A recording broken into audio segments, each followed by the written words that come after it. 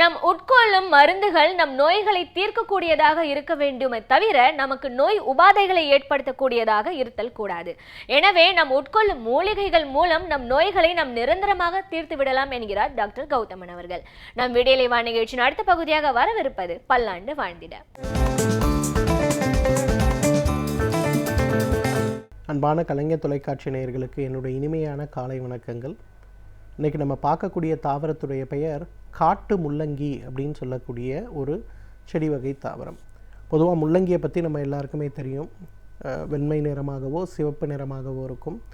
உணவுக்காக நம்ம பயன்படுத்துகின்ற மிகச்சிறந்த பொருட்களில் ஒன்று.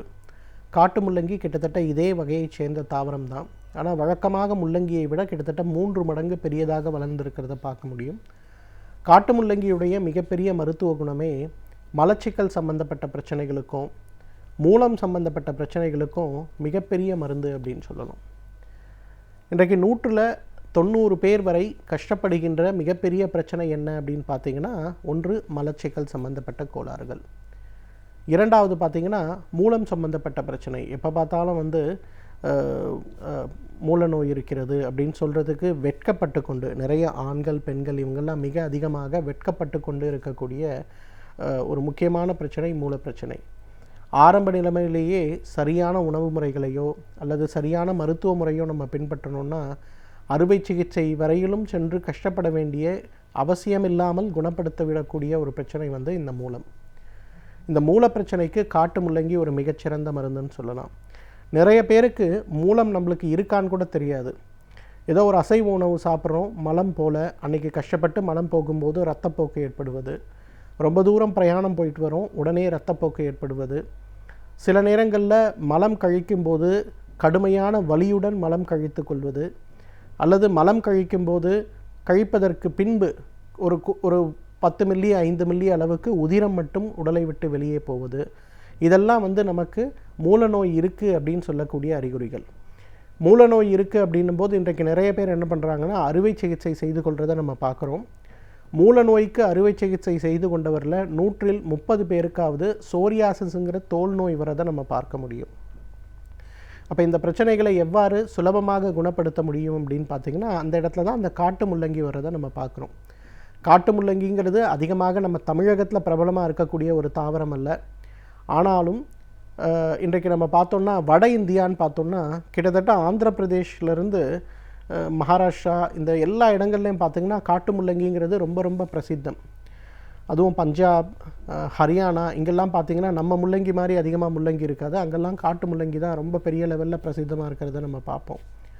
ஸோ இந்த காட்டு முள்ளங்கியை அரைத்து எடுக்கக்கூடிய சாறு ஒரு 30 மில்லி அளவுக்கு காலை ஒரு வேளை மட்டும் உணவுக்கு முன்பு அப்படிங்கிற மாதிரி ஒரு மண்டலம் அதை சாப்பிட்டு பார்த்தோம்னா இந்த மூலம் சம்பந்தப்பட்ட பிரச்சனை, மலச்சிக்கல் பிரச்சனை, மூலத்தின் காரணமாக ஏற்படுகின்ற அதிகப்படியான உதிரப்போக்கு சம்பந்தப்பட்ட பிரச்சனை, இதெல்லாமே முழுமையாக குணமாகி உடலில் மிகப்பெரிய அளவில் நல்ல மாற்றம் ஏற்படுவதை நம்ம பார்க்க முடியும். இன்றைக்கு நிறைய பேர் பார்த்திங்கன்னா உடல் எடை குறையணும், எனக்கு உடல் எடை குறையணும், நான் அந்த டயட்டை ஃபாலோ பண்ணுமா இல்லை இந்த மருந்துகளை சாப்பிடணுமான்னு எதை தின்றால் பித்தம் தீரும் அப்படிங்கிற அளவுக்கு மிகப்பெரிய அளவில் கஷ்டப்பட்டு கொண்டு இருக்கிறத நம்ம பார்க்குறோம்.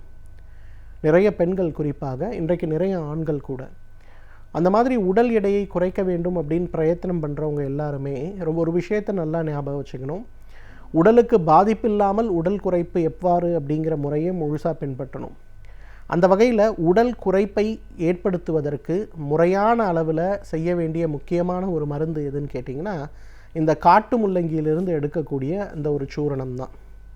இந்த காட்டு முள்ளங்கியை வட இந்தியாலாம் பார்த்திங்கன்னா நம்ம ஊரில் எப்படி கருவாடு காய வைக்கிறோமோ அந்த மாதிரி கிடைக்கிற சீசனில் சின்ன சின்ன துண்டாக வெட்டி நல்லா வெயிலில் காய வச்சுருவாங்க. எப்போ சமையலுக்கு தேவையோ அப்போ எடுத்து 4 சாம்பார்லேயோ இல்லை பருப்புலேயோ போட்டு வேக வச்சு அதை உணவாக சாப்பிட்ற பழக்கம் பஞ்சாபில் ரொம்ப ரொம்ப அதிகம். ஸோ அவங்க பார்த்திங்கன்னா பெரும்பாலும் இந்த காட்டு முள்ளங்கியை நல்லா உலர வைத்து பொடி பண்ணி சலித்து எடுக்கக்கூடிய அந்த ஒரு சூரணத்தை நம்ம ஊரில் எப்படி பெருங்காயம் உபயோகப்படுத்துகிறோமோ அந்த மாதிரி அந்த ஊரில் வாசனைக்காகவும் சுவைக்காகவும் சேர்க்கக்கூடிய ஒரு வழக்கம் இருக்கிறத நம்ம பார்க்க முடியும்.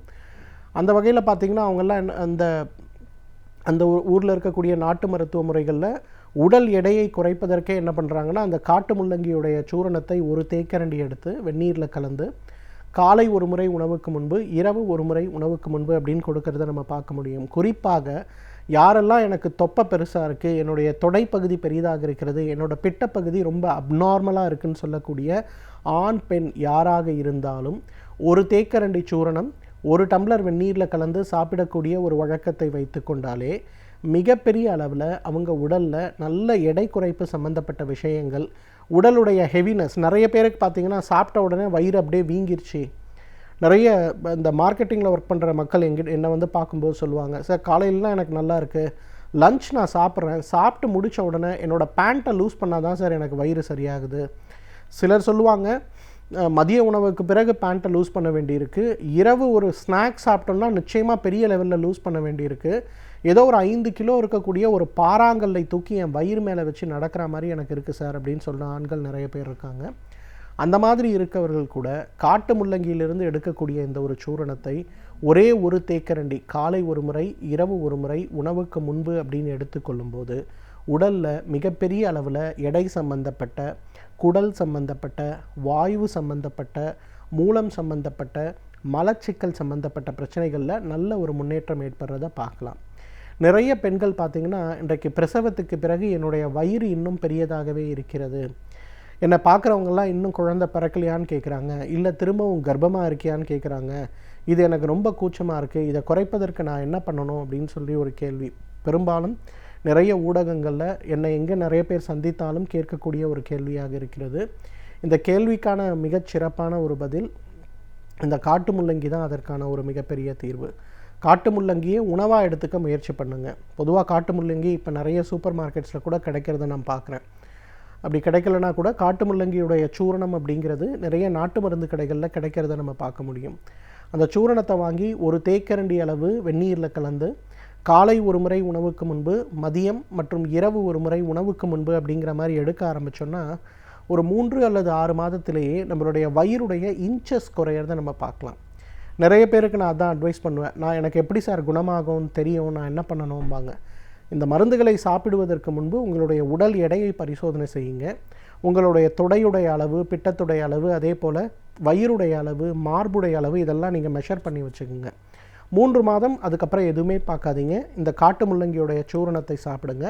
3 மாதம் கழித்து நீங்கள் பாருங்கள் உங்களுடைய அளவில் என்ன மாற்றங்கள் இருக்குது அப்படிங்கிறத நீங்களே புரிஞ்சுக்கலாம் அப்படின்னு சொல்லுவேன். ஏன்னா சிலருக்கெல்லாம் வந்து அதீத எதிர்பார்ப்பு இருக்கும், அந்த எதிர்பார்ப்புகள் சமயத்தில் குணமாகலை அப்படின்னும்போது நான் அதை யூஸ் பண்ணேன் எனக்கு பலன் அளிக்கலை அப்படின்னு சொல்லுவாங்க. ஸோ நீங்களே மெஷர் பண்ணிவிட்டு உபயோகப்படுத்திட்டு நீங்களே மெஷர் பண்ணி என்ன மாற்றம் இருக்குதுன்னு பார்த்து கொள்ளலாம். எனவே நேர்களே, இந்த காட்டு முள்ளங்கியை பொறுத்தவரையிலும் பார்த்திங்கன்னா மலச்சிக்கல் சம்பந்தப்பட்ட, மூலம் சம்பந்தப்பட்ட, இரத்த மூலம் சம்பந்தப்பட்ட பிரச்சனைகள், வாயு தொந்தரவு சம்பந்தப்பட்ட பிரச்சனைகள் மற்றும் உடல் எடையை குறைப்பதற்கு, குறிப்பாக வயிறு பகுதி, தொடைப்பகுதி, பிட்டப்பகுதியில் இருக்கக்கூடிய அந்த தேவையற்ற தசைகளை குறைப்பதற்கு இயற்கை கொடுத்திருக்கின்ற மிகச்சிறந்த அருமருந்து. தகுந்த மருத்துவ ஆலோசனையின் பேரில் சரியான முறைப்படி இதை உபயோகப்படுத்தி வந்தோமேயானால் நம்மாலும் பல்லாண்டு காலம் ஆரோக்கியமாக வாழ்ந்திட முடியும். சமூகத்தில் நாம் எவ்வாறு அக்கறை கொள்வது என்பதை பற்றியும், அவற்றில் இருக்கும் நன்மைகள் தீமைகள் என்ன என்பதை எவ்வாறு அறிந்து கொள்ளலாம் என்பதை பற்றியும் நம்மிடையே பகிர்ந்து கொள்ள வருகிறார் எழுத்தாளர் மனுஷபுத்திரன் அவர்கள். நம் வீடியோலேவா நிகழ்ச்சியின் அடுத்த பகுதியாக வரவிருப்பது தீதும் நன்றும்.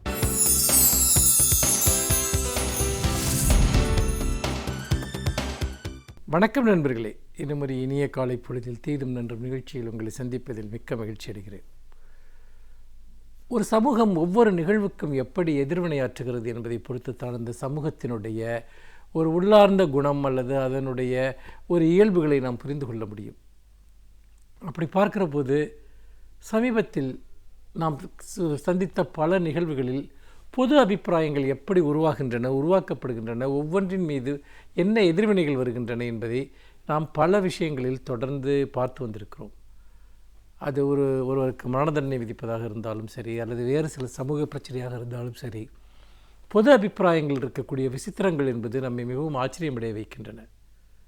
சமீபத்தில் ஒரு மிகப்பெரிய ஒரு மரணம், குறிப்பாக திரைப்பட ரசிகர்களை உலுக்கிய ஒரு மரணம் நடிகை ஸ்ரீதேவி அவர்களுடைய மரணம். அந்த மரணம் எதிர்பாராது. அந்த மரணத்தை ஒற்றி பல்வேறு விதமான சர்ச்சைகளும் கூட இப்பொழுது இருக்கின்றன. ஆனால் அந்த மரணத்தை ஒட்டி உருவான சில விவாதங்கள் என்பது மிகவும் வருந்தத்தக்கதாக இருந்தது என்று தான் சொல்ல வேண்டும். நிச்சயமாக ஸ்ரீதேவி அவர்கள் ஒரு மிகப்பெரிய கலைஞர் என்பதில் மாற்ற கருத்தில்லை. அவர் முன்னூறு படங்களுக்கு மேல் நடித்திருக்கிறார். தமிழகத்திலிருந்து தேசிய திரைப்படத்துறைக்கு சென்ற, இன்னும் சொல்லப்போனால் இந்தியா முழுக்க அறியப்பட்ட ஒரு தென்னிந்திய நடிகை, ஒரு தமிழகத்தினுடைய நடிகை என்று சொன்னால் அது ஸ்ரீதேவியைத்தான் சொல்ல வேண்டும். அபாரமான நடிப்பாற்றலும் வசீகரமும் கொண்டவர். அதோடு மட்டுமல்லாமல் அவர் ஏற்றெடுத்த பல பாத்திரங்கள் மறக்க முடியாதவை, அல்லது என்றும் காலத்தால் அழியாதவை என்று கூட நாம் சொல்லலாம். அப்படி பார்க்கிற போது அவருடைய மரணத்தின் காரணமாக ஒரு நிறைய பல்வேறு விதமான உணர்வுகளை பலரும் வெளிப்படுத்தினார்கள். பல்வேறு உணர்வலைகள் எல்லா இடங்களிலும் நிரம்பி இருந்தன. ஆனால் அதே சமயத்தில் நிறைய பேர் அதற்கு எதிர்வினையாற்றினார்கள். அதில் மிக முக்கியமான ஒரு விஷயம் என்பது, ஒரு நடிகையினுடைய மரணத்திற்காக ஏன் வருந்த வேண்டும்? இந்த நாட்டில் எவ்வளவோ மக்கள் பாதிக்கப்படுகிறார்கள், கொடுமைக்கு ஆளாகிறார்கள், அதை பற்றி எல்லாம் பேச வேண்டும் என்கிற ஒரு கருத்து பரவலாக முன்வைக்கப்பட்டது. நிச்சயமாக நாம் எல்லாவற்றையும் பற்றி பேச வேண்டும் என்பதில் மாற்று கருத்து இல்லை. அவற்றை நாம் நிச்சயமாக பேசித்தான் தீர வேண்டும். இந்த நாட்டில் நடக்கிற குற்றங்கள், கொலைகள், வன்முறைகள், இன்னும் ஆயிரம் துயரங்கள், இதையெல்லாம் நாம் பேசித்தான் தீர வேண்டும். எப்படி பேசாமல் நாம் கடந்து செல்ல முடியும்? ஆனால் அதே சமயத்தில் ஒரு கலைஞருடைய மரணத்திற்காக நாம் வருந்துவதோ அல்லது அதை பற்றி பேசுவதோ தேவையற்றது, அல்லது அதற்கு ஒரு முன்னுரிமை இல்லை என்பது போன்ற குரல்கள் என்பவை மிகவும் ஆபத்தானவை. அந்த குரல்களை நாம் நிச்சயமாக ஏற்க முடியாது என்று தான் சொல்ல வேண்டும். ஏனென்று கேட்டால், ஒரு கலைஞர்கள் என்பவர்கள் எத்தகைய பாத்திரத்தை நம்முடைய வாழ்க்கையில் வகிக்கிறார்கள் என்பதை நாம் சிந்தித்து பார்க்க வேண்டும். முக்கியமாக ஒரு எழுத்தாளனாக இருக்கலாம், அல்லது ஒரு சிந்தனையாளனாக இருக்கலாம், ஒரு இசையமைப்பாளனாக இருக்கலாம், ஒரு பாடகனாக இருக்கலாம், ஒரு நடிகனாக, ஒரு நடிகையாக இருக்கலாம். இவர்கள் எல்லோருமே நம்முடைய கலாச்சார வாழ்க்கையை இட்டு நிரப்பக்கூடியவர்களாக இருக்கிறார்கள். நம்முடைய கலாச்சார வாழ்க்கைக்குள்ளாக பல்வேறு விதமான ஒரு ஆழங்களை தொடக்கூடியவர்களாக இருக்கிறார்கள். நம்முடைய மனிதர்களாக நமக்கு ஒரு மிகப்பெரிய பரிமாணங்களை உருவாக்கக்கூடியவர்களாக இருக்கிறார்கள். அப்படி பார்க்கிற போது நம்முடைய கலாச்சார வாழ்க்கையினுடைய இந்த அடித்தளமாக இருக்கக்கூடிய கலை சார்ந்த அல்லது கலைஞர்களை, அந்த கலைகளுக்கு பெரும் பங்களிப்பு செய்தவர்களை நாம் கொண்டாடுவது, அவருடைய மரணங்களின் போது துயரமடைவது, அவர்களுடைய ஆளுமையை, அவர்களுடைய பங்களிப்புகளை மேலும் மேலும் வெளிச்சத்தில் வைத்து பார்ப்பது என்பது அந்த கலைஞர்களுக்கும் அந்த கலைகளுக்கும் செய்யக்கூடிய மரியாதையாகும். ஒரு சமூகத்தில் அப்படித்தான் கலைகள் வளர முடியும், அப்படித்தான் கலைஞர்கள் கொண்டாடப்படுவார்கள். ஆனால் தமிழர்களிடையே ஒரு பொதுவான ஒரு குணாதிசயம் இருக்கிறது. எதை கொண்டாடினாலும் அதற்கு நேர் எதிராக பேசுவது, எதை கொண்டாடினாலும் அதற்கு எதிரான ஒரு மனநிலையை வெளிப்படுத்துவது என்பது தமிழர்களுடைய ஒரு பொதுவான குணாதிசயமாக மாறிவிட்டது. அப்படிப்பட்ட ஒரு குணாதிசயத்தின் அடிப்படையில் பார்க்கிற போது இன்றைக்கு ஸ்ரீதேவி அவர்களுடைய மரணம் பற்றி எதிர்மறையாக சொல்லப்பட்ட கருத்துக்கள் அனைத்துமே ஏதோ ஒரு விதத்தில் வருந்தத்தக்கதாக, வேதனை தரக்கூடியதாக இருக்கிறது. இதில் இன்னொரு கவனிக்க வேண்டிய முக்கியமான ஒரு விஷயம் என்னவென்றால், அவருடைய உடலுக்கு தேசிய கொடி போர்த்தப்பட்டதை பலரும் சமூக வலைத்தளங்களில் விமர்சனம் செய்தார்கள். இந்த விமர்சனத்திற்கு ஏதாவது அர்த்தம் இருக்கிறதா? தேசிய கொடி என்பது நம் நாட்டினுடைய கலைகளுக்கு மிகப்பெரிய பங்களித்தவர்களுக்கு, சமூக வாழ்க்கைக்கு பெரிய பங்களித்தவர்களுக்கு என எல்லா முக்கியமான மனிதர்களுக்கு மேலும் போர்த்தக்கூடிய ஒன்றுதான். இன்னும் சொல்லப்போனால் கோடிக்கணக்கான மனிதர்களுடைய இதயத்தில் வாழக்கூடிய ஒருவருக்கு, அவர்களால் நேசிக்கப்படக்கூடிய ஒருவருக்கு அந்த தேசத்தினுடைய கொடி போர்த்தப்படுவதில் என்ன தவறு இருக்க முடியும்? அப்படி பார்க்கிற போது இது போன்ற அர்த்தமற்ற விமர்சனங்கள் என்பது அடிப்படையில் ஒரு மரணத்தை கொச்சைப்படுத்துவதாக இருக்கிறது. நம்முடைய ஒரு மகத்தான கலைஞரை அவருடைய மரணத்தின் போது கூட நாம் முழுமையாக கொண்டாட மறுக்கிறோம் என்பதைத்தான் காட்டுகிறது. ஸ்ரீதேவி போன்ற கலைஞர்கள் ஒரு நூற்றாண்டுக்கு ஒரு முறை தோன்றக்கூடியவர்கள். அதோடு மட்டுமல்லாமல் தங்களுடைய கலை ஆளுமையால் பல்வேறு பரிமாணங்களை உருவாக்கக்கூடிய கலைஞர்கள் அபூர்வத்திலும் அபூர்வமாக இருக்கிறார்கள். அப்படிப்பட்ட அபூர்வமான கலைஞர்களுக்கு நாம் எவ்வளவு மரியாதை செய்தாலும் அது போதாது என்பதை நாம் இந்த இடத்தில் நினைத்து பார்க்க வேண்டும். ஸ்ரீதேவி போன்ற புகழின் உச்சத்திற்கு சென்ற ஒரு எல்லோராலும் கொண்டாடப்பட்ட கலைஞர்கள் மேற்கு நாடுகள் எப்படி கொண்டாடுகிறார்கள் என்பதை நீங்கள் நினைத்து பாருங்கள். அங்கே இருக்கக்கூடிய மிகப்பெரிய கலைஞர்கள், நடிகர்கள் அவர்கள் அந்த கலாச்சாரத்திற்கு ஆற்றிய பங்களிப்பிற்காக, அந்த துறைக்கு ஆற்றிய பங்களிப்பிற்காக அந்த நாட்டினுடைய சொத்தாக கருதப்படுகிறார்கள், அந்த நாட்டினுடைய அடையாளமாக கருதப்படுகிறார்கள். ஆனால் நாம் யாரையும் அப்படி கொண்டாடுவதும் கிடையாது, முன்னிலைப்படுத்துவதும் கிடையாது. இது உண்மையிலேயே ஒரு கலை சார்ந்த நம்முடைய வறுமையை காட்டுகிறது, நம்முடைய எதிர்மறை மனநிலையை காட்டுகிறது. கலைஞர்கள் கொண்டாடப்பட வேண்டியவர்கள், அவருடைய சாதனைகள் கொண்டாடப்பட வேண்டியவை. அப்படி கொண்டாடுகிற போதுதான் அந்த சமூகத்தில் கலைகள் தழைத்து வளரும் என்பதை இந்த இடத்தில் நான் அழுத்தமாக பதிவு செய்ய விரும்புகிறேன். மீண்டும் இன்னும் ஒரு புதிய சிந்தனையோடு உங்களை சந்திக்கிறேன். நன்றி, வணக்கம். பல்வேறு துறைகளில் பல சாதனைகளை படைத்தவர்கள் அவர்களுடைய அனுபவங்களை நம்முடன் பகிர்ந்து கொள்ளும் போது அது நமக்கு சிறந்த தூண்டுகோலாக அமைகின்றது. அந்த வகையில் இன்றைய சிறப்பு விருந்தினர் யார் என்பதை பற்றியும் அவர்கள் என்ன செய்திகளை நம்முடன் பகிர்ந்து கொள்ளப் போகிறார்கள் என்பதையும் பார்க்கலாம். நம் விடியலை வா நிகழ்ச்சியின் அடுத்த பகுதியாக வரவிருப்பது சிறப்பு விருந்தினர் பகுதி.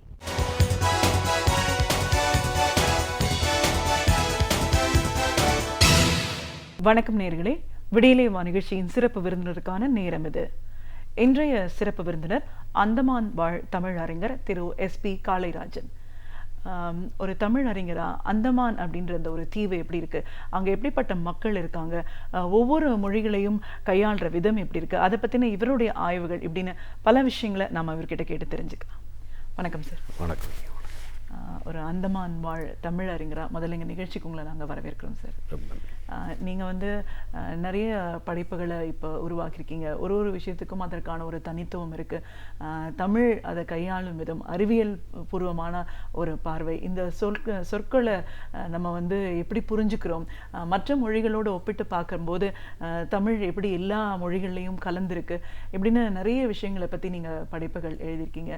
அடிப்படையில் ஒரு BSNL அதிகாரியாக பணிபுரிந்தாலும் மொழி மீது இருக்கிற ஒரு ஆர்வம் காரணமாக பல மொழிகள் தெரிந்தவர் அப்படிங்கிற ஒரு விதத்தில் உங்களோட படைப்புகள் சார்ந்த பல விஷயங்களை எங்களோட நீங்கள் பகிர்ந்துக்கணும் சார்.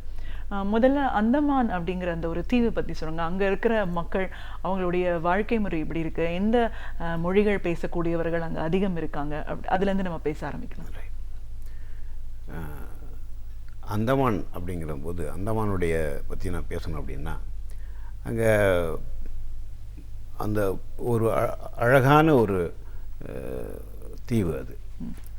அங்கே நான் வந்துட்டு ஒரு சின்ன பிள்ளையிலே அங்கே நான் போயிட்டேன். எங்கள் அப்பா அண்ணங்கள்லாம் அங்கே இருந்ததுனால என்னையும் அங்கே கொண்டு போயிட்டாங்க. அங்கே போய் என்னை வந்து படிக்க வச்சாங்க எங்கள் அண்ணங்க. அது பெரிய ஒரு வாய்ப்பு எனக்கு. அந்த அந்தமானுடைய அழகை வந்து கேட்கணும்னா என்னால் விவரிக்கிறதுக்கு முடியாது. ஏன்டா இப்போ இருக்கிற கால சூழலில் பார்க்கும்போது அது வந்து ஒரு நகரம் அப்படிங்கிறதும் சொல்ல முடியாது, ஒரு கிராமம்னு சொல்ல முடியாது. அப்படி ஒரு இடம் அது. நான் வந்து அங்கே இருக்கிற எல்லா தீவுகள்லையும் எங்கெங்கெல்லாம் வந்து தொலைத்தொடர்பு இருக்கிறதோ அங்கேயெல்லாம் நான் வந்து பணி செய்திருக்கிறேன். அதனால் வந்து எனக்கு அதை பற்றி நல்லாவே தெரியும். அதுக்கு மேலே பார்க்கணும் அப்படின்னு சொன்னால் மொழிகள் வந்துட்டு அங்கே வந்து இல்லாத மொழிகளே கிடையாது. அங்கே பழங்குடி மொழிகள் இருக்கிறது. அதே மாதிரி வந்துட்டு வங்காள மொழிகள், இந்தி மொழி, தமிழ் மொழி, தெலுங்கு, கன்னடம், மலையாளம், என்ன இந்தியாவில் என்னென்ன மொழிகள் இருக்கோ அதெல்லாம் அங்கே இருக்கிறது பார்க்கலாம். இது வந்து ஒரு காலத்தில் நம்ம நினச்சிட்டு இருக்கிறோம் வந்து ஜாதிகள் இல்லாமல் மதங்கள் இல்லாமல் எல்லோரும் ஒன்றா வாழணும் அப்படிங்கிற மாதிரி ஒரு கற்பனை இங்கே நம்ம பார்த்துருக்குறோம். அதை நீங்கள் வந்து அந்தமானில் கண்டிப்பாக பார்க்கலாம். அப்படி ஒரு இடம் அது. ஒரே வீட்டுக்குள்ளே பல மதங்கள் சார்ந்தவர்கள், பல மொழிகள் சார்ந்தவர்கள் ஒரே குடும்பமாக வாழ்கிறத நீங்கள் பார்க்கலாம். சென்ற ஆண்டு எனக்கு ஓய்வாயிடுச்சு. நான் ஒரு பொறியாளராக நான் வந்து ஓய்வு பெற்றேன். அங்கே போய் இப்போ அங்கேருந்து எனக்கு இங்கே வர்றதுக்கு கூட எனக்கு வந்து அவ்வளவு மனசு இல்லை. அங்கே வாழணும், அங்கே உள்ள மக்களுக்கு ஏதாவது பண்ணணும் அப்படின்னு இப்படி பார்த்து நான் அங்கே வாழ்ந்துட்டுருக்கேன். நிச்சயமா சார். அந்த ஊரை விட்டு இப்போ ஒரு வருடம் வந்தால் கூட இங்கே இருக்க முடியல, திரும்பி போனோங்கிற ஒரு நிலைக்கு ஒரு வளமான ஒரு தீவு பகுதியாக அது இருக்கிறத நம்ம பார்க்க முடியும். படைப்பு அப்படின்னு வரும்போது இன்னைக்கு அங்கே எல்லா மொழிகள் பேசக்கூடியவங்களும் இருக்காங்க அப்படிங்கிற முறையில் ஒரு தமிழ் அறிஞராக, ஒரு எழுத்தாளராக நீங்கள் பல விதங்களில் கோணங்களில் படைப்புகள் உருவாக்கியிருக்கீங்க. இதை ஒன்றும் விவரித்து பேசணும் அப்படின்னா, ஒரு அறிவியல் பார்வை, இந்த பைனரி சிஸ்டம் ஆஃப் நம்பரிங்கை வந்து தமிழ் மொழி, தமிழ் சொற்களோடு கனெக்ட் பண்ணி பார்த்துருக்கீங்க. இப்படி பார்க்கணும் அப்படின்ற ஒரு எண்ணம் எப்படி ஏற்பட்டுச்சு? இதன் மூலமாக நீங்கள் சொல்கிற விளக்கங்கள் என்ன? அதாவது இந்த தமிழ் மேலே எப்படி ஆர்வம் ஏற்பட்டுச்சு அப்படிங்கிறது, நான் வந்து தமிழில் இப்போ ஒரு மொழியை நான் படிச்சிருக்கிறேன். அங்கேயும் தமிழ் வழி கல்விகள்லாம் இருக்கிறது. நான் வந்து கேம்பல் பே ஒரு சிறு தீவு இருக்கிறது, அங்கே நான் வந்து பணி செஞ்சுக்கிட்டு இருக்கிறேன். அப்போது எனக்கு வந்துட்டு இந்த தமிழ் இந்தியும் தெரியும், தமிழும் தெரியும், இல்லை மற்ற மொழிகளுடைய வங்காள மொழி, தெலுங்கு மொழி இது மாதிரியெல்லாம் வந்து எனக்கு தெரிஞ்சதுனால இந்த தமிழில் எதுக்காக வந்துட்டு ஒரே ஒரு எழுது கா இருக்குது, மற்றதில் 4 கா இருக்குது, கான்னு இருக்குது, ஒருவேளை நம்ம தமிழ் வந்து கம்மியா அப்படிங்கிற மாதிரியெல்லாம் ஒரு சிந்தனைகள் ஏற்பட்டுச்சு அப்போதைக்கு. அப்போ அது வந்து இல்லை, அது என்னன்னு பார்க்கணும் அப்படிங்கிற மாதிரி ஒரு ஆர்வம் ஏற்பட்டனால தமிழ் மொழி மேலே படிக்க எப்படி அதுலேருந்து வெளியே வர முடியாத அளவுக்கு உள்ளே படிச்சுக்கிட்டே போயாச்சு. அது வந்து நான் கொஞ்சம் அப்புறம் கூட சொல்லலாம். நீங்கள் இந்த பைனரியை பற்றி கேட்கும்போது நான் ஒரு 1990களில் ஒரு சின்ன ஒரு ட்ரைனிங்காக நான் போயிருந்தேன் கல்கத்தாவில். அங்கே போயிருக்கும்போது எங்களுக்கு வந்து அப்போ தான் வந்து இந்த கம்ப்யூட்டரு, அந்த எலக்ட்ரானிக்ஸ் எக்ஸ்சேஞ்ச் எல்லாம் வந்தது. அப்போ வந்துட்டு என்னாச்சுன்னா எங்களுக்கு பைனரி பற்றி சொல்லிக் கொடுக்குறாங்க. பைனரி சிஸ்டம் எப்படி இருக்குது, எப்படி எலக்ட்ரானிக்ஸ் எக்ஸ்சேஞ்சு வேலை பார்க்குது அப்படிலாம் சொல்லி கொடுத்துட்டு இருக்கும்போது நான் வகுப்பில் அதை கேட்டுக்கிட்டே இருக்கும்போதே எனக்கு வந்துட்டு தமிழ் ஞாபகம் வந்துடுச்சு. இதே மாதிரியே வந்து தமிழில் இருக்குது முதல்ல அப்படிங்கிறத நான் வந்து எண்ணம் வந்துடுச்சு. உடனே அதை பற்றி பார்க்கும்போது இந்த பைனரி சிஸ்டம் அப்படிங்கிறதும் நம்மளுடைய தமிழ் இலக்கணத்தில் நேர் நிறை அப்படிலாம் வந்து பிரிக்கிறோம் இல்லையா, இதுவும் வந்து ரொம்ப ஒன்றுபட்டு இருக்குது. அப்போ எனக்கு என்ன தோணுச்சு அப்படின்னா, இருக்கலாம் அந்த மாதிரி இருக்கலாம், அதை போய் நம்ம ஒன்றும் செய்ய போகிறது இல்லை. எனக்கு என்ன தோணுச்சு அப்படின்னம்னா, இந்த இப்போ இருக்கிற காலகட்டத்தில் கம்ப்யூட்டர், டிஜிட்டல் இப்படி வந்து உலகம் போயிட்டு இருக்குது. இதை வந்து நம்ம இந்த இலக்கணத்தில் யாப்பு இலக்கணம் படிக்கிறதுக்கே ரொம்ப பேருக்கு வந்து பிடிக்கிறதில்ல, அது ரொம்ப கஷ்டமாக இருக்குது அப்படிங்கிறாங்க.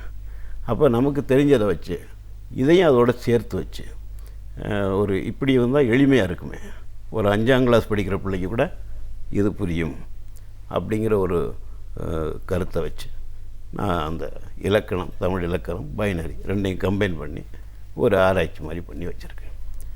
இது வந்து இன்னும் வெளியிடலை, 2010 நான் வந்து எழுதிட்டேன். நான் வந்து பணியின் காரணமாக இங்கே அவ்வளோவா வர முடியறதில்ல. அப்போ நம்மளுடைய மணிவாசக நூலகம் அங்கே நான் வந்து கொடுத்துட்டு போயிருந்தேன். இப்போ எனக்கு ஓய்வு பெற்றதுனால எனக்கு டைம் கிடைக்கிறது, அவங்களும் அதை செய்கிறேன்னு சொல்லியிருக்கிறாங்க. இதுவரை நான் எழுதினது வந்து இன்னும் வெளியாகலை. முதலாக நான் கொடுத்த அந்த புத்தகம் வந்தால் தான் மறுபடியும் நான் ஏதாச்சும் எழுதுவேன் அப்படின்ட்டு நான் செஞ்சிட்ருக்கேன். கண்டிப்பாக மொழி பற்றின ஒரு ஆய்வுகள் பல நிலைகளில், ஒன்று அறிவியல் பூர்வமாக, இன்னொன்று கணினிக்கான ஒரு ஒப்பீடு இதெல்லாமும் பண்ணி வச்சுருக்கீங்க. அப்படின்னும் போது பல மொழிகள் பேசக்கூடிய ஒரு தீவில் படித்து வளர்ந்துருக்கீங்க. இன்றைக்கி நிறைய மொழிகள் தெரியும் அப்படிங்கிற நிறையில் தமிழ் மொழி உங்களை எப்படி இந்த அளவுக்கு கவர்ந்துச்சு? இது சார்ந்த விஷயங்களை உங்களை எப்படி நீங்கள் ஈடுபடுத்திக்கிட்டீங்க? உண்மை அது. இப்போ எனக்கு வந்துட்டு நிறைய பேர் சொல்லுவாங்க, நான் பிறந்ததுனால தான் தமிழை இப்படிலாம் பேசுகிறேன். அதே மாதிரி ஒவ்வொரு மொழிக்காரங்களும் அவங்கவுங்க மொழியை வந்து சிறப்பாக பேசுவாங்க, அதில் தவறும் கிடையாது. அதே நேரத்தில் எனக்கு வந்துட்டு எல்லாமே வந்து தாய்மொழி மாதிரியவே தெரிகிறது. இப்போ நான் வந்து ஒரு பங்காளி பேச ஆரம்பிச்சிட்டேன் அப்படின்னா அதில் வந்து இடையில ஒரு தமிழோ அல்லது ஆங்கிலமோ கலக்காது. அதே மாதிரி தமிழ் பேசும்போதும் நீங்கள் இப்போ பார்ப்பீங்க, பெரும்பாலும் வந்து முடிஞ்ச அளவு நான் தமிழில் தான் பேசுவேன். அதே மாதிரி தெலுங்கு, அதே மாதிரி வந்து நமக்கு இது மலையாளம், இதெல்லாம் பேசும்போது அப்படி தான் பேசுகிற மாதிரி ஒரு வச்சுருக்கிறேன். இதெல்லாம் பார்க்கும்போது ஏன் தமிழ் மேலே இவ்வளவு ஆர்வம் வந்தது அப்படின்னு, ஆர்வம் அப்படிங்கிறதுலாம் கிடையாது. இப்போ ஒரு இடத்துல வந்து ஒரு அறிவியல் பூர்வமாக ஒரு இதை கண்டுபிடிக்கிறாங்க அப்படின்னா அது உலகம் பூரா கொண்டு போகிறாங்க இல்லையா. அப்போ இந்தியாவுக்குள்ள இந்த தமிழ் மொழி அப்படிங்கிறது தனித்துவமாக இருக்கிறது, தனியான ஒரு விதை. அதுக்குள்ளே 1000 அறிஞர்கள் அதுக்குள்ளே வேலை செஞ்சுருக்கிறாங்க. அது வந்து மற்ற மொழிகள் மாதிரி நிச்சயமாக இல்லை அப்படிங்கிறது உறுதியாக சொல்ல முடியும். இப்போ மற்ற மொழி பார்க்கும்போது ஒரு கலப்பு இருக்குது. இந்தியை எடுத்துக்கிட்டால் கூட சமஸ்கிருதம் முன்னாடி இருந்த மொழியும் சேர்ந்து கலந்து பேசப்பட்ட ஒரு மொழி, பேசுகிற மொழி. என்ன மொழி தானே பேசலாம், நீங்கள் தெரிஞ்சுக்கணும் அது பண்ண அப்படி. ஆனால் தமிழ் மொழி அப்படி செய்யப்படலை. எப்படி இப்போ உடலுக்கு வந்து யோகா அப்படிங்கிறது இப்போ வந்து உலகம் பூரா இருக்குதோ, அது மாதிரி உள்ளுக்குள்ளே உடம்புக்குள்ளே ஒவ்வொரு பார்ட்லேருந்து ஒவ்வொரு ஒலி வருது தமிழில். அப்போ அதுக்கு தகுந்தபடி அந்த ஒலியை அமைச்சிருக்கிறாங்க. அப்படி ஒரு முடிவுக்கு நான் வந்திருக்கேன் என்னோட பார்வைக்கு. ஏன் வந்து ஷாஷாலாம் இல்லைன்னு கேட்கலாம், இல்லது மொத்தம் அதெல்லாம் இல்லைன்னா அதெல்லாம் தேவையில்லை. இப்போ உடம்புக்கு எது நல்லதோ அதுதானே நம்ம வந்து பேச முடியும். அது மாதிரி ஒரு ஒரு அந்த அறிஞர்களை வந்து நம்ம நினச்சி பார்த்தோம்னாவே நமக்கு ஒரு ஆச்சரியம். அப்பேற்பட்ட அந்த அறிஞர்களுக்காக வாவது தமிழை அமைச்சு வச்ச அந்த அறிஞர்களுக்காக வந்து தமிழை வந்து நம்ம உயிரோடு வச்சிருக்கணும். அது நமக்கு ரொம்ப அது மற்ற மொழிகளுக்கு இதுக்கு என்ன வித்தியா, அதாவது ஒரு ஒரு வேறுபாடு என்ன அப்படின்னு பார்த்தோம்னா, இது இது வந்து தனிப்பட்ட கலப்பில்லாத ஒரு மொழியாக இருக்கிறது. எந்த ஒரு வார்த்தையும் நம்ம வந்து அதிலேருந்து உருவாக்கிக்கலாம். அதே மாதிரி இன்னொன்று பார்த்தா, இந்த இந்திய மொழிகள் எல்லாத்துலேயுமே தமிழ் மொழி ஒரு வேர் மொழி, வேர் சொற்கள் நிறைய இடங்களில் இருக்குது. அதனால் இப்போ இருக்கிற தமிழ் தான் எல்லா இடத்துலையும் இருந்துச்சு அப்படின்லாம் நான் சொல்லலை. என்னுடைய வேரானது இருக்கிறது, தனித்துவம் இருக்கிறது. அதெல்லாம் வந்து இன்னொன்று இலக்கியங்கள்லாம் நம்ம படித்தோம்னா அந்த இலக்கியத்துக்குள்ளே வெளியே வர முடியாது. பயந்துக்கிட்டே சிலப்போ பக்கமாக படிக்க மாட்டேன் நான். என்கிட்ட ஒரு இது படித்தாவே அதுக்குள்ளே போயிடுவோம் நம்ம. அதனால் வந்து இது வந்து அவ்வளோ பெரிய ஒரு இனிமையானது.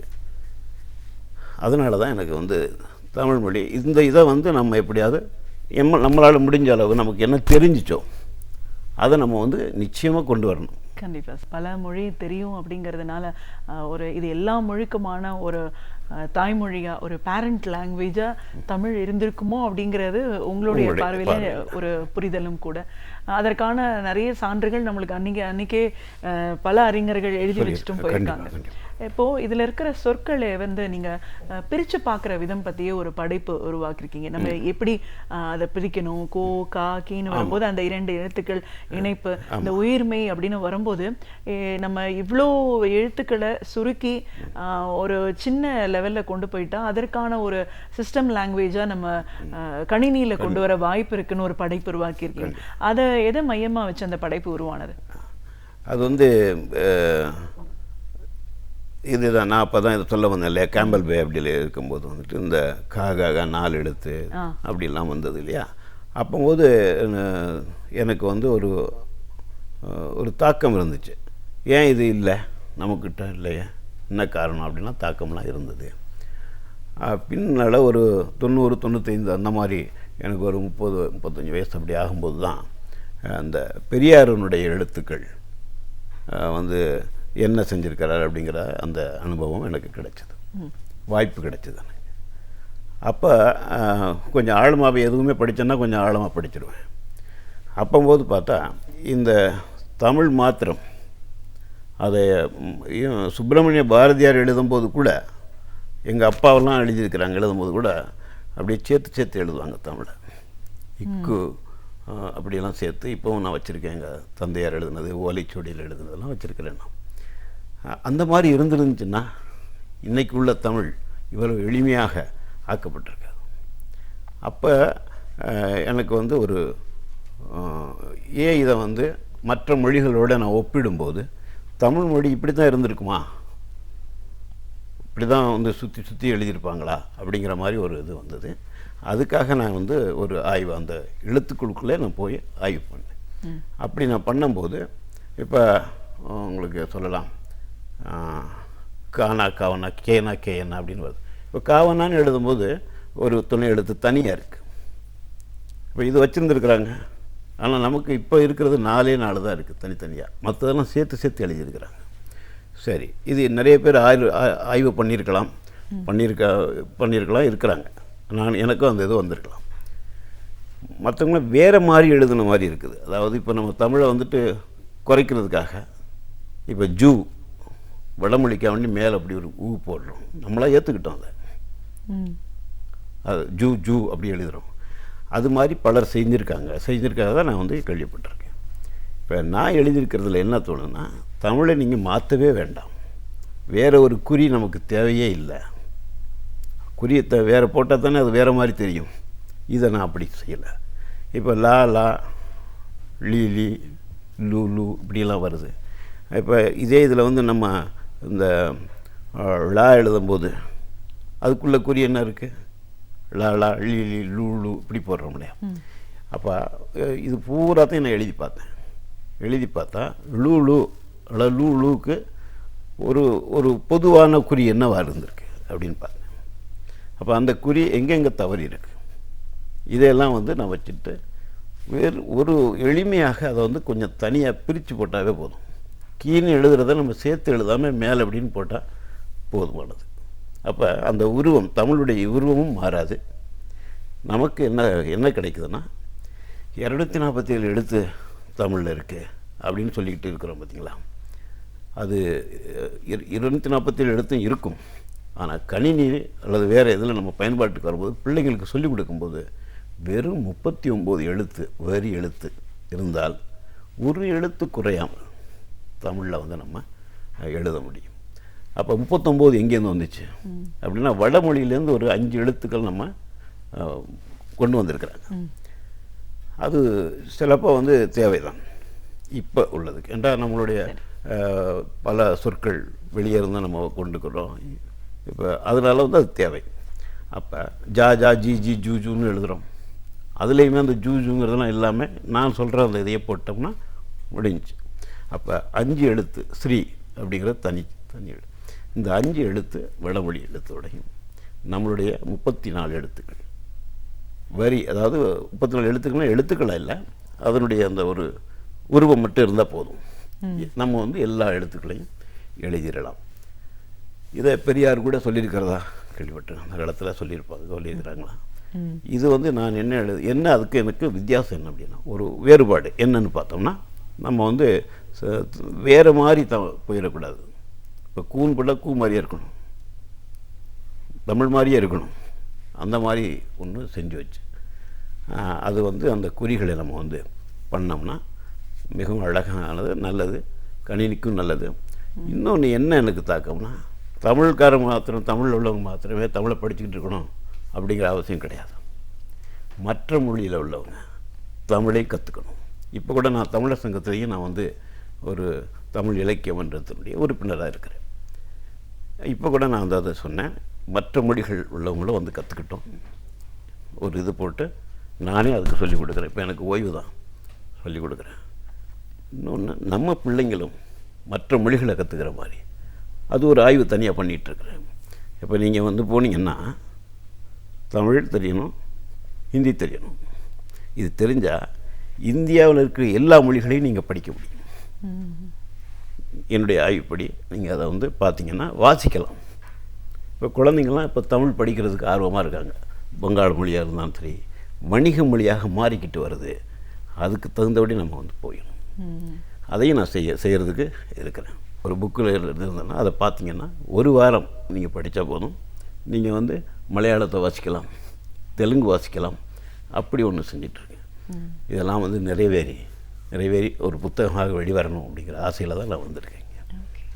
மற்ற மொழிகள் அப்படின்னு பேசும்போது அந்தமான் தீவு அப்படிங்கிற ஒரு இடம் வந்து எல்லா மொழிகளுக்குமான ஒரு வாய்ப்பை ஏற்படுத்தி கொடுக்குது அப்படின்ற ஒரு சூழல்ல இப்போ அதையும் கூட நீங்கள் வந்து நிறைய வங்காள மொழிகளில் தமிழோட தாக்கம் இருக்குன்னு சொல்லியிருக்கீங்க. இப்போ நீங்கள் பேசும்போது கூட சொன்னீங்க இந்த சமஸ்கிருதமும் தமிழும் தெரிஞ்சிருந்தா மீதி எல்லாமே கலப்பு அப்படின்னு சொல்லிட்டு, இந்த கலப்பு அப்படிங்கிற விஷயங்கள் எப்படி நீங்கள் பார்த்து தெரிஞ்சுக்கிட்டீங்க? ஒரு சில உதாரணம் நான் இப்போ போகிறேன். இப்போ உங்களுக்கு ஒரு உதாரணத்தை சொல்கிறேன்னா, நான் ஒரு கிராமம், வங்காள கிராமத்துக்குள்ளே போனேன். திடீர்னு ஒரு கோயிலை பார்த்தேன். அந்த கோயிலை வந்து வங்காள மொழி தானே எழுதியிருக்கணும், பழமையானது. அப்போ அந்த கோயிலில் பார்த்தா அந்த மொழி இல்லை, வேறு மொழி எழுதியிருக்கு.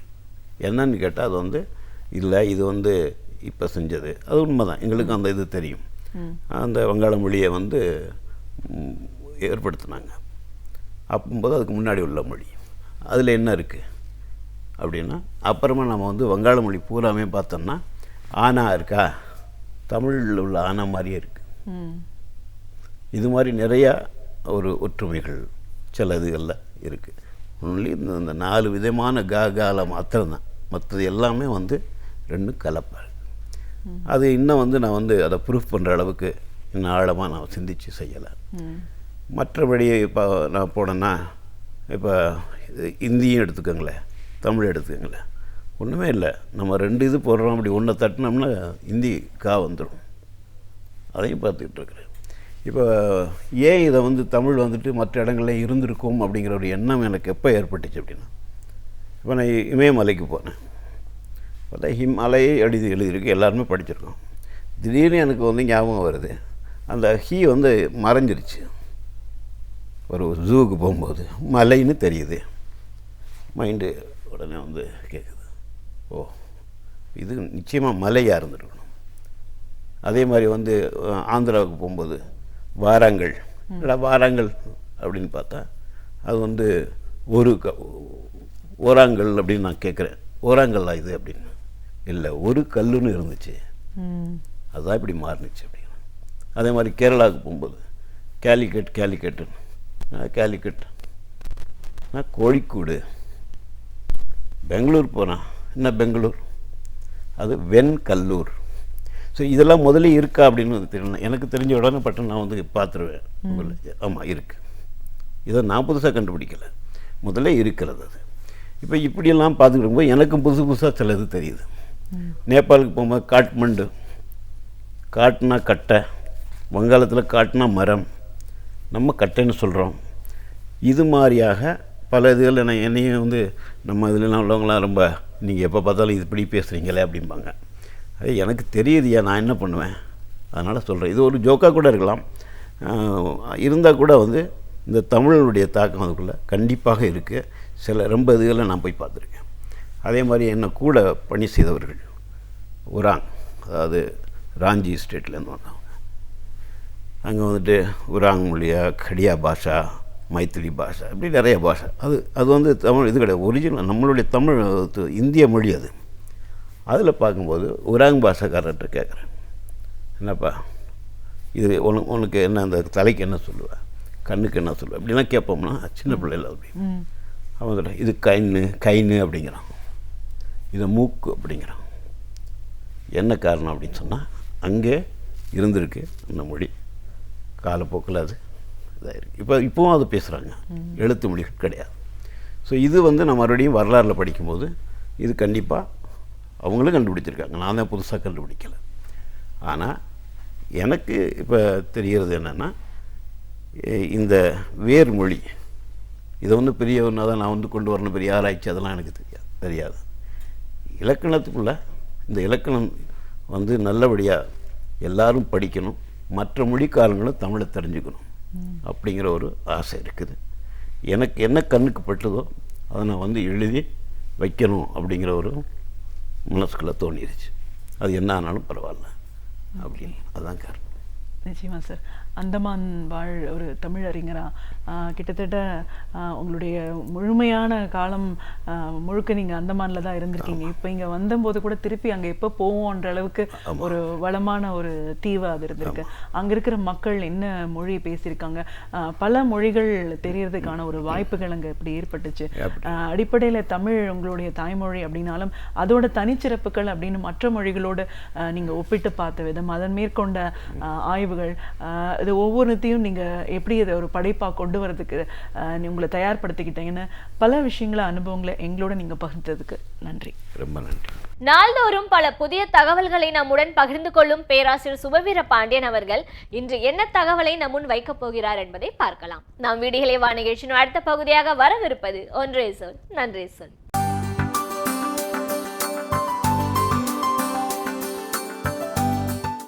அனைவருக்கும் என் அன்பு வணக்கம்.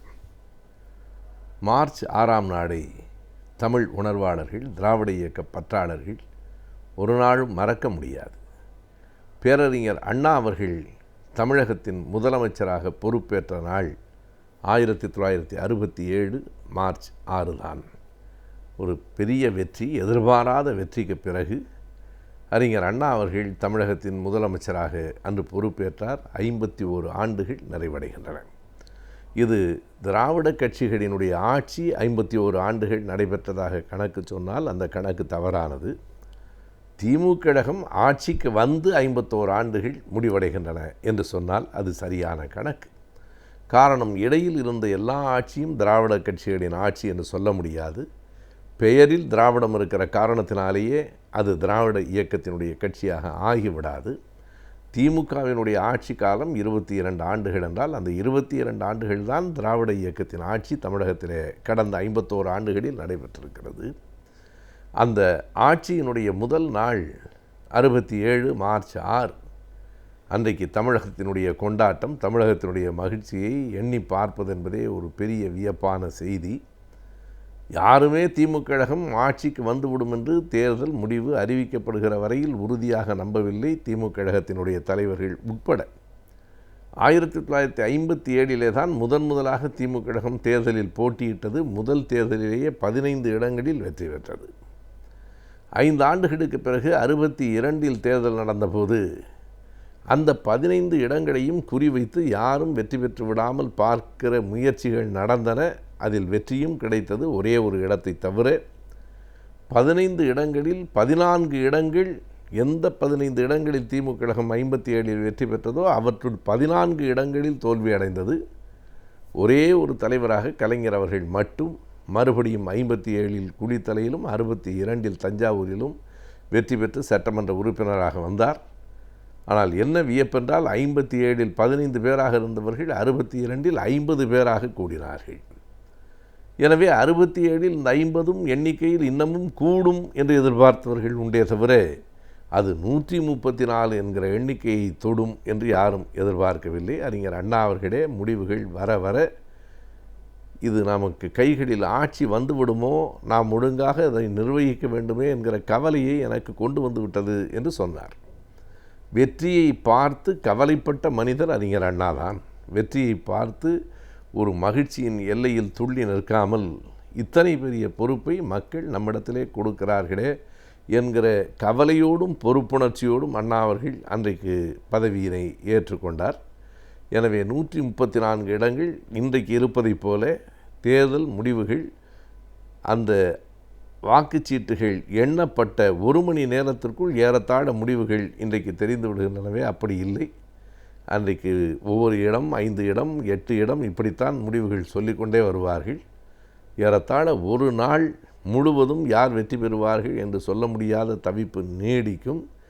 அது கொஞ்சம் கொஞ்சமாக கூடி 50 60 80 100 110 என்று அதையும் தாண்டி 117 என்கிற அந்த எண்ணை தாண்டி மேலே போகிற போது ஆட்சி உறுதியாகி, அதற்கு பிறகு அறிஞர் அண்ணா அவர்கள் செய்த முதல் பணி, ராஜாஜி அவர்களோடும் எல்லா கட்சியினரோடும் கூட்டணி வைத்து கொண்டாலும் வெற்றி பெற்றதற்கு பிறகு யார் தன்னை அதுவரை தாக்கினார்களோ அந்த பெரியார் அவர்களை போய் அறிஞர் அண்ணா அவர்கள் பார்த்தார்.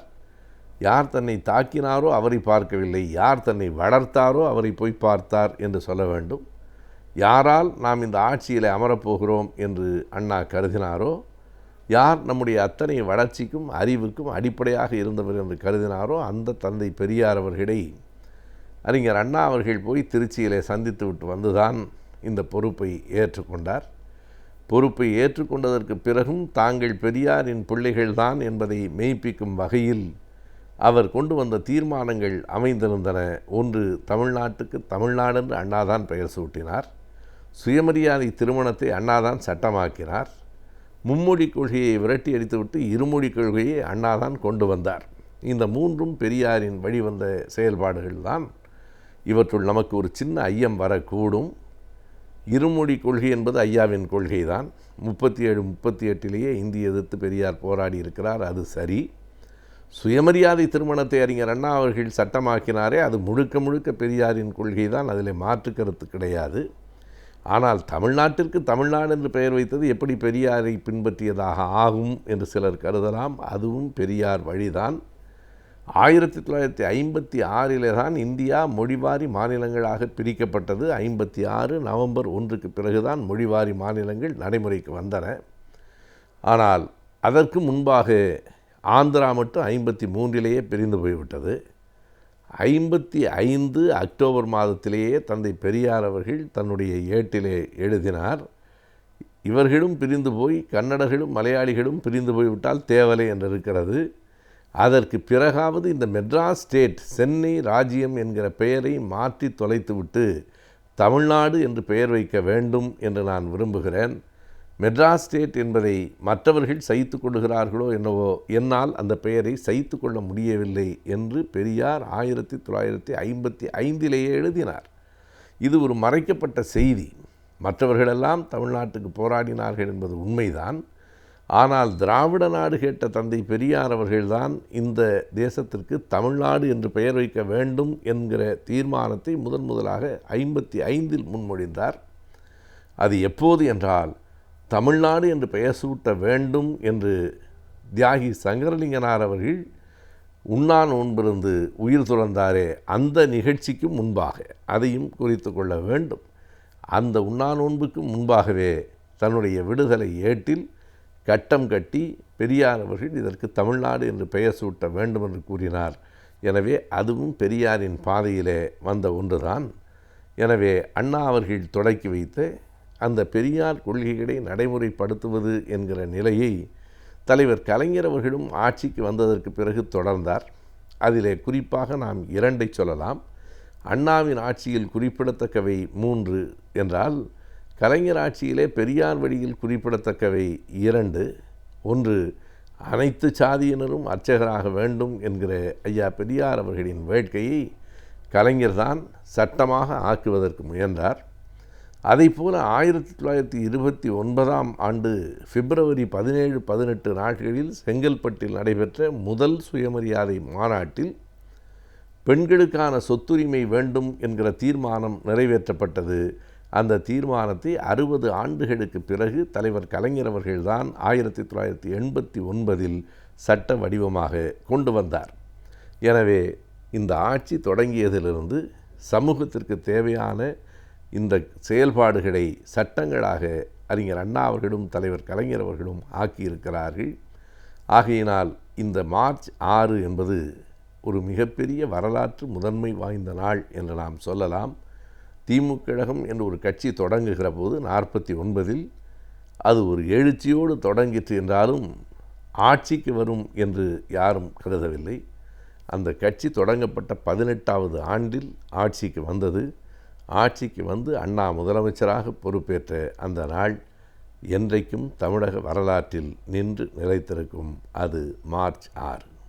கற்ற கல்விக்கு ஏற்ற வேலைவாய்ப்புகளை அமைத்துக் கொள்வது என்பது மிகவும் கடினமான ஒன்றாகின்றது. எனவே கற்ற கல்விகளுக்கு ஏற்ற வேலைவாய்ப்புகள் என்ன என்பதை பற்றியும், வேலைவாய்ப்புகளுக்கு ஏற்ற கல்வி முறைகள் எவை என்பதை பற்றியும் அறிந்து கொள்வதே இந்த பகுதி.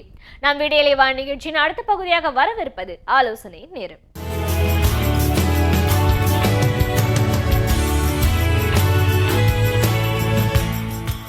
அன்புள்ள மாணவர்களே, பெற்றோர்களே, நண்பர்களே, இன்றைய ஆலோசனை நேரத்தில் சார்ட்டர்ட் அக்கவுண்டன்சி கோர்ஸ், அதாவது தமிழில் பட்டய கணக்கர் என்று சொல்லுவது உண்டு, அதை பற்றி பேசத் தொடங்குகிறோம்.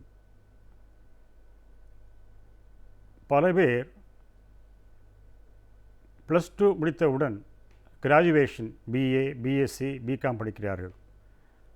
அது தவிர ப்ரொஃபஷ்னல் கோர்சஸ், அதாவது BE, BTech, இன்ஜினியருக்காக வேண்டி மருத்துவர், அதாவது மெடிசின், வழக்கறிஞர், LLB, BL இது படிப்பது உண்டு. அதேபோல் மிக முக்கியமான ஒரு ப்ரொஃபஷ்னல் கோர்ஸ் என்னவென்றால் சார்ட்டர்ட் அக்கவுண்டன்சி. முக்கியமாக கிராமப்புறங்கள் உள்ள பள்ளி மாணவர்களுக்கும் பெற்றோர்களுக்கும் இந்த பட்டய கணக்கர் சார்ட்டர்ட் அக்கவுண்டன்சி என்றால் என்ன, சார்ட்டர்ட் அக்கவுண்டன்ஸ் என்றால் என்ன, இது புரியாத புதிராக இருக்கும். ஆனால் இன்று நிலைமை மிக மாறிவிட்டது. BA, BE, BTech படித்த மாணவர்கள் என்ஜினியரிங் முடித்து 5 ஆண்டுகள் படித்து கடந்த 10 ஆண்டுகளில் நல்ல வேலைகளை அமர்ந்தார்கள். அதில் ஒன்று மாறுபட்ட கருத்து கிடையாது.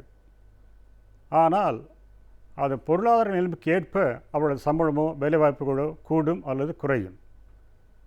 டாக்டர்கள் அவர்களுக்கு எப்பொழுதும் தொழில் உண்டு, அது பற்றி மாறுபட்ட கருத்து கிடையாது. வழக்கறிஞர் அவர்கள் திறமைக்கு ஏற்ப அவர்கள் முன்னேறலாம், ப்ராக்டிஸ் செய்யலாம்.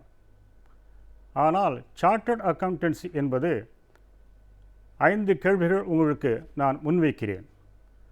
1, சார்ட்டர்ட் அக்கவுண்டன்ஸ் பட்டய கணக்கர் என்றால் என்ன? 2, நான் ஒரு சார்ட்டர்ட் அக்கவுண்டன்ட் ஆக வேண்டும். 3, அவ்வாறு நான் ஒரு சார்ட்டர்ட் அக்கவுண்டன்ட் பட்டய கணக்கர் ஆவதற்கு எந்தெந்த வழிகளில் நான் முயற்சி செய்ய வேண்டும், எவ்வாறு படிக்க வேண்டும்? 4 மிக முக்கியமான கேள்வி. நிறைய கேள்விப்பட்டிருக்கிறேன். அதாவது இந்த சார்ட்டர்ட் அக்கவுண்டன்சி கோர்ஸ் மிக கடினமானது 1. 2, வெரி லோ பர்சன்டேஜ், மிக குறைவானவர்களே இதில் தேர்வு பெறுகிறார்கள். ஆனால் என்னால் இது செய்ய முடியாது, என்னால் இது தேர்வு செய்ய முடியாது, தேர்ச்சி பெற முடியாது என்று விலகி போகும் நிறைய பேர் மாணாக்கர்கள் உண்டு, பெற்றோர்கள் உண்டு. 5வது கேள்வி, இவ்வளோ கஷ்டப்படுத்தி 5 வருடமோ 6 வருடமோ படித்து வேலை வாய்ப்புகள் எவ்வாறு இருக்கின்றன? இந்த 5 கேள்விகளுக்கும் இன்று நான் முடிந்த வரையில் பதில் தருகிறேன். 1, பட்டய கணக்கர் அல்லது சார்ட்டர்ட் அக்கவுண்டன்ட்ஸ் என்றால் அவர்கள் யார்? Chartered accountants, they are coming under Chartered Accountants Act 1949. இந்தியாவில் பாராளுமன்றத்தில் ஒரு சட்டம் நிறைவேற்றப்பட்டு இந்த பட்டய கணக்கர்களுக்கு முழு அதிகாரம் அளிக்கப்பட்டிருக்கிறது. அதாவது இந்தியாவில் உள்ள எல்லா வணிகர்களுக்கும் வணிக ஸ்தாபனங்களுக்கும் உள்ள profit loss account, balance sheet, இது எல்லாம் ஆடிட் செய்து ஆய்வு செய்து இவர்கள் சான்று அளிக்க வேண்டும். இந்த சான்றிதழ் தான் இன்கம் டேக்ஸ் மற்ற எல்லா துறைகளிலும் ஏற்கப்படுகிறது. அதற்கு கம்பெனி ஆவானும் சரி, இன்கம் டேக்ஸ், ஜிஎஸ்டி, வேட் எதுவாக இருந்தாலும் இந்த பட்டய கணக்கு கையெழுத்து இல்லாமல், சான்றிதழ் இல்லாமல் ஏற்க முடியாது. அவ்வளவு மகத்துவம் வாய்ந்தது இந்த சார்ட்டர்ட் அக்கவுண்டன்சி.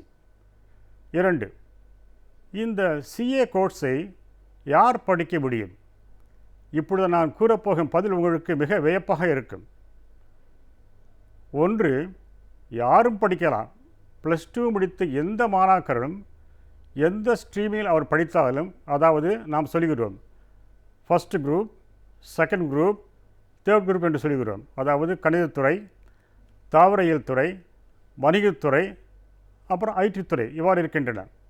ஆகவே எந்த துறையில் அவர்கள் பயின்றாலும் இந்த சார்ட்டர்ட் அக்கவுண்டன்சி கோர்ஸில் அவர்கள் சேர முடியும். இது 1. 2, இதைவிட முக்கியமானது, ஒரு BE BTech or medicine or even law, சட்டம், இதில் சேர்வர்களுக்கு குறைந்தபட்சம் மதிப்பெண் உண்டு. 85% கட் ஆஃப் மார்க் ஆர் 95%, 98% என்று கட் ஆஃப் இருக்கிறது. அது இல்லாமல் அந்த துறைக்கு அவர்கள் போக முடியாது. இந்த 3 தொழில் ரீதியிலும் போக முடியாது. ஆனால் அகில இந்தியாவிலேயே இந்த ஒரே சார்ட்டர்ட் அக்கவுண்டன்சி கோர்ஸ், இந்த பட்டயக்கணக்கு படிப்பிற்கு எந்த விதமான மினிமம் மார்க், குறைவான மார்க் தேவையில்லை. அவர்கள் பாஸ் பண்ணினால் போதும். எந்த துறை எடுத்தார்களோ அதை பாஸ் செய்தால் போதும். அதற்கு பின்னாலே 1 வருஷம் அவர்கள் அடிப்படை கல்வி படிக்க வேண்டும். அதாவது சார்ட்டர்ட் அக்கவுண்டன்சி ஃபவுண்டேஷன் கோர்ஸ் என்று சொல்லுவது. 2 வழியாக அவர்கள் இந்த பட்டய கணக்கர் கல்வியில் சேரலாம். 1, 12வது படிப்பு முடித்த தேர்வு எழுதியவுடன், அதாவது வழக்கமாக இந்த +2 தேர்வுகள் மார்ச் மாதம் இருக்கும்.